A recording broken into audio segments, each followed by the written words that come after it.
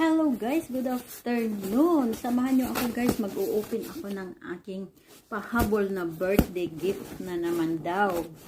Sabi ng aking kapatid na nasa malayo. Malayo siya sa akin guys, 2 hours, 3 hours driving. So, nagulat na lang ako, dumating ako sa bahay kanina, may package ako nasa pintuan. So, ito na guys. Ayan, ang ganda ng kulay.